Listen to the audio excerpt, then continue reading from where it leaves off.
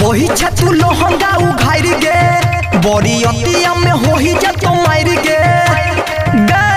सुना देखो वही छतु लोहंगा उघार गे बड़ी अतिया में हो ही जा तो मार गे किसंट तोरा चोहली से गम कई छाओ मन बुढ़बो के सन कई छाओ किसंट तोरा चोहली से गम कई छाओ मन बुढ़बो के सन कई छाओ घरी उठाना छौरा के मुड़ी बनाना देखो वही छतु लोहंगा उघार गे बड़ी अतिया में हो ही तो मार गे देखो वही छतु लोहंगा उघार गे बड़ी अतिया में हो ही जाते मार गे किसंट तोरा चोहली से गम कई छाओ मन बुढ़बो के सन कई छाओ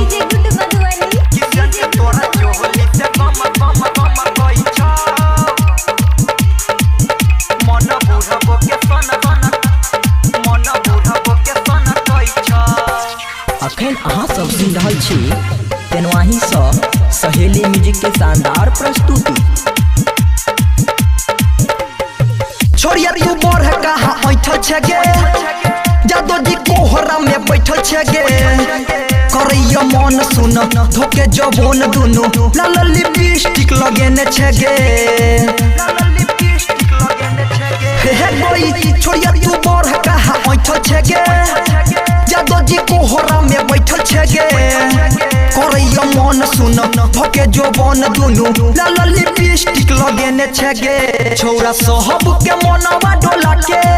संगे सिंह जी से नोए ना लगा के कि सब देखी खूब बम कई छाओ मन बुढ़बो के सना कई छाओ कि सब छोरा पी के बम कई छाओ मन बुढ़बो के सना कई छाओ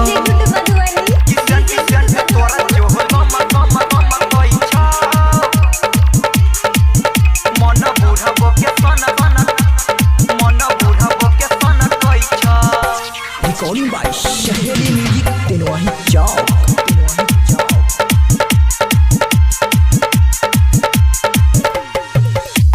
यादव के लोभावे छागे केकरो तू हाथ नहीं आवे छागे मुकेश बहाबा करे छो दहाबा राजू से झगड़ा फसावे छागे हे कोई आतिश यादव के लोभावे छागे केकरो तू हाथ नहीं आवे छागे मुकेश बहाबा करे छो दहाबा रंजन सुमित के फसावे छागे सके जब पचुमा तोरा लेबो तोरा झूला में फूल भर देबो किसंट तोरा चोहली से गम कई छाओ मन बुढ़बो के सन कई छाओ किसंट तोरा चोहली से गम कई छाओ मन बुढ़बो के सन कई छाओ।